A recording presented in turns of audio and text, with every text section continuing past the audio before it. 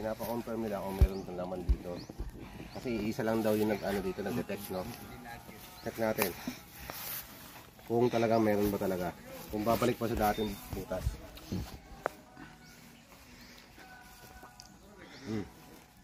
Ibig sabihin, bumalik doon sa kabila. Dapat yan, iikot na yan eh. Wala talaga siya. Buhatin yan.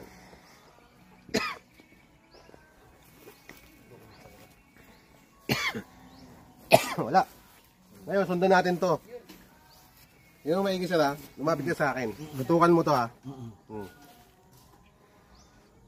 Handaan lang ako ha.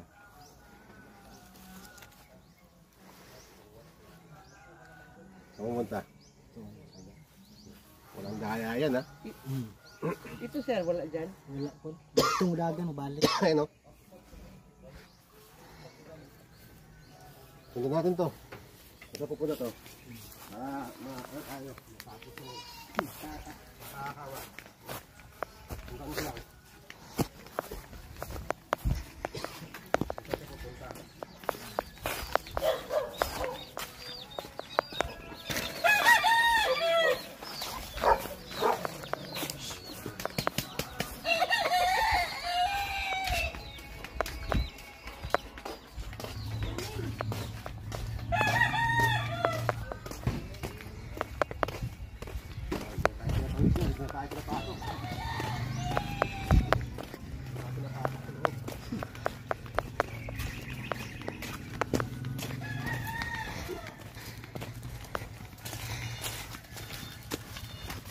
Tayo magkakalaman.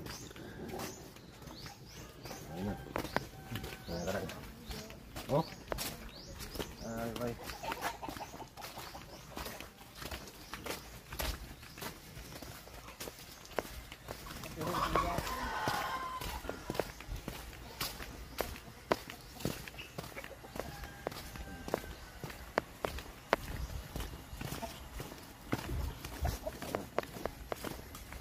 Ayaw ito ko ha? Ayaw na, abot yan dito. Abot dito. Malupit yung Tesla eh. Ito ako na. Tandahanin ko lang ha. Ayun na, tandahanin ko lang.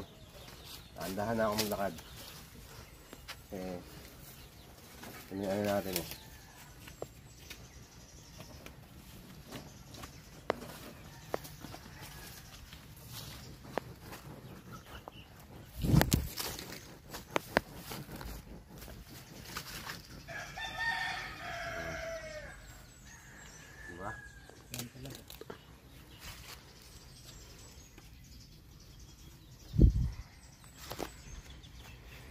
Yan.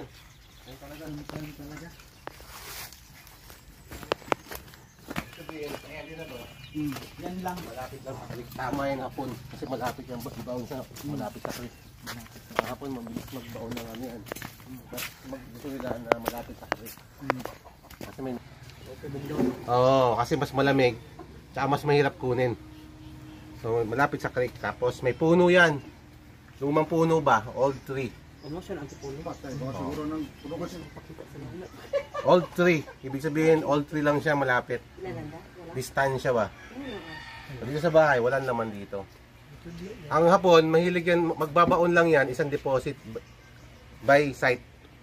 Hindi marami. So, ganun. Yan kasi nakakatawa. Wala, hindi yan magbabaon ng sobrang dami. Ang hapon, bright man yan, siyempre magbaon lang sila ng malaking deposit lang nandito. Sa malamig talaga. Oo, nasa part ng creek. Tubig. Kasi nga, ang isipin nila, kung mahirap kunin o malamig. Kasi may ano yan eh, tawag na temperatura yung gold eh. Mainit kasi. Oo, kailangan malamig lagi. Naka ano ba? Coolant pa nila, coolant. Cooling system nila. Parang tubig na yun sa Oo, malamig kasi yan. kulang. So, ganun yan. So, kung ano yung ubay nyo, ganun pa rin. Miss ka, kabalo naman, wala agyan.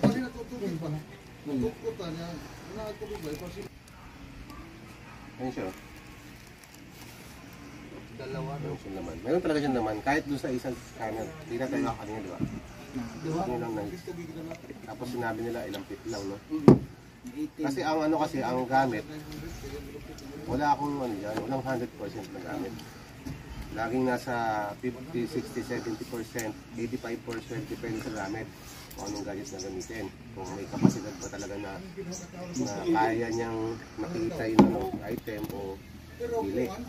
Natin, kaya naman makita sa images, kaya naman makita sa kung mayroon siya image, kasi din lumabas.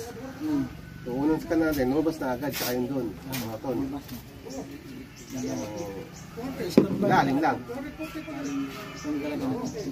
Katukuan dari ingon eh. Ano daw? Isa lang talaga. Oh, isa lang talaga.